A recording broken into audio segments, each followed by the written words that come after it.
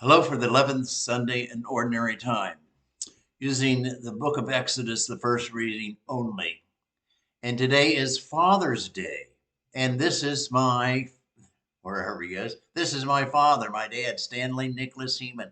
But anyway, I thought I'd honor him on Father's Day. But when I looked in this book, the Ordo, and that is the instructions to the priests in six different dioceses from the National Catholic Office or whatever you call it, it says this, which I didn't like at all. It says this: Today is Father's Day. This secular observance must in no way diminish the primary focus of this Sunday as a celebration of the Church and Jesus Christ. However, in order to provide some recognition of this holiday, here are some model intercessions and prayers. I thought, baloney.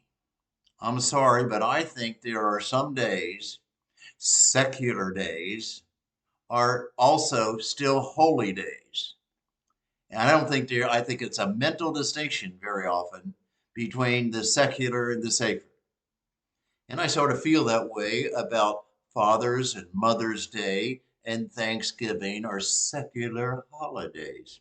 Well, I think they're holy days and not just secular. And so, as far as take off in that first reading, it talks about the people are to be special possessions of God if you keep my word and keep my commandments and so forth. And I think today it's a holy thing to think about good people, holy people, faithful people. And it's not just secular, it's holy and it's a holiday. But interesting that because even our religion is totally filled with uh, Father. You know, in the creation of the world, in the book of Genesis, God created the world and so forth, with the people's concept of fathers in families as creators of the little child with a mother. I mean, we start out with that in the book of Genesis. So very often, God is referred to as a father-like concept of the Old Testament. But even better than that, in the Old Testament, as far as the first call from God was to Abraham in 1850 BC. And that man became the father of the Jewish nation. That man, Abraham. And with his deep faith, we Christians, we Catholics realize that Abraham is also our father because God himself called Abraham. And that spun out the Jewish people, the Israelites, the special people, God's people. Well, okay, that's Abraham, a father. He's also our father, Christians' father, because we're a spin-off with Jesus from the Jewish nation and the Jewish people. Hmm. And you know what's key in our religion? Did you ever pay attention to how many times Jesus went on into the hills and prayed to his Father? And do you know how many times that Jesus says, I came because the Father sent me, and I have come to do his work, that the Father has sent me to save the world, to be the Messiah, to suffer and die the Father. And I'm at the end of his life and so forth. I'm going back to my Father, and the Father and I are going to send the Holy Spirit. So you got God the Father, Son, and the Holy Spirit. We've been practicing, we've been praying, teaching, and talking about this in the last few weeks. God often is called Father in the history of humankind. Hmm. So when we take and we even use this word for God as our Father in creation or for the Jewish people, or the father that Jesus Christ made. Well, fatherhood, like my dad, Stanley Nicholas Hehman, I'm sorry, this isn't just a secular day. This is holy because he was a holy man. And he led me, he led our family. And in my case, it's a very, very, very positive thing. My dad, you know, father. Isn't that nice? Isn't that a holy thought? Isn't that good? So, father is unbelievably powerful. Well, how do we get this thing on the father? Well, I looked up some things that's interesting when you look up things that you don't know.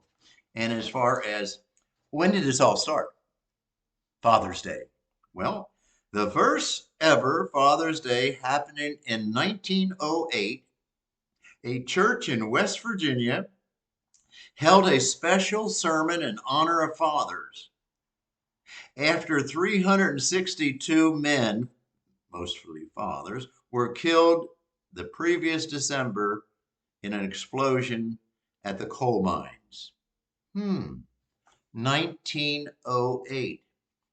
Well, in 1916, one of our presidents, Woodrow Wilson, tried to make this day special, a holiday on the national level. Guess what? Congress wouldn't let him do it. Congress, what's new? I'm sorry about that. And then in 1930, a group tried to scrap Mother's Day and a little bit of Father's Day, sorta, and make them one and make it Parents' Day in 1930. It didn't work. Get this. Maybe some of you know this. I didn't until I looked it up. In 1972, Richard Nixon declared a national holiday called Father's Day and Mother's Day. Richard Nixon? Was that a secular statement because he was a secular president? Or was what Richard Nixon dealing with love, sacredness, holiness of our moms and dads? So I'm sorry, folks, but I have learned in my old age that secular and sacred often are only mental distinctions. In reality, there are things that we do that are absolutely holy and good and sacred. If you don't believe me, think of the word love. Love is used in secular ways, and love is used in holy ways. Love. A father's love or a mother's love is not just secular, it's holy. And wherever there's love, the New Testament says there's God. So wherever there is love and respect that we do for some people who brought us into the world, or was our father in this world, or was our biggest influence of anybody in this world, or a lot of good influence, and we recognize that, folks, that's not secular. Let's not say we don't recognize that.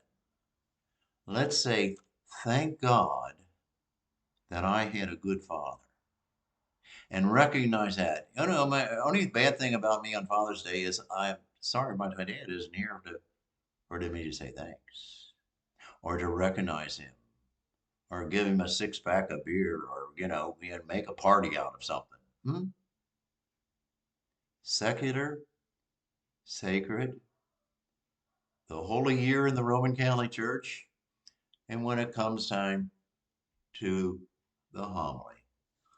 I think if you talk this way, that's not secular talk. That's holy talk. I honor my dad this day. I hope you honor yours. Have a good Father's Day.